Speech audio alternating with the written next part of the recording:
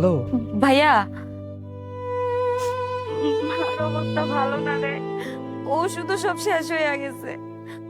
আর ডাক্তারে কইছে দেরি করা যাইবো না, আজকের ভিতরে ওষুধগুলা সব কিনতে হইব। আচ্ছা, তুই কোনো চিন্তা করিস না, আমি আজকে টাকা পাঠানোর ব্যবস্থা করতেছি। তুই না মার পাশে থাকিস, হ্যাঁ? আচ্ছা ভাইয়া।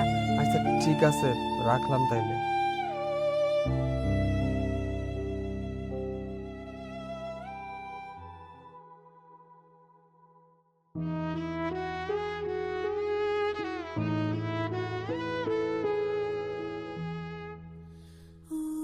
ভাই, আপনাকে খুব ক্লান্ত মনে হচ্ছে। সবকিছু ঠিক আছে? ভাই, মার ওষুধ কিনতে হইব তো, কিন্তু দেখেন শরীরটাই তো চলতেছে না। সারাদিন সাইকেল চালাই তো, বুঝতেই তো পারতেছেন। কি আর কমু কোন? নিজের যত্ন না নিলে দায়িত্ব পালন করবেন কিভাবে? ভাই একটু দাঁড়ান, এটা রাখেন। সাম, শরীরে শক্তি বাড়াবে। আর আজকে এটা আমার পক্ষ থেকে। না না ভাই, আমার এইসব লাগবে না। একটা কথা মনে রাখবেন, যদি আপনি সুস্থ থাকেন তাহলে আপনার মাও ভালো থাকবে। রাখেন।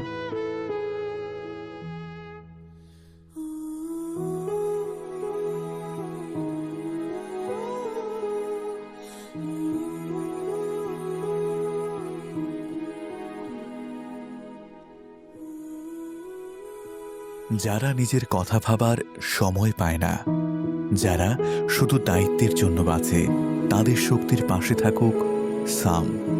কারণ আপনি সুস্থ থাকলেই ভালো থাকবে আপনার মা।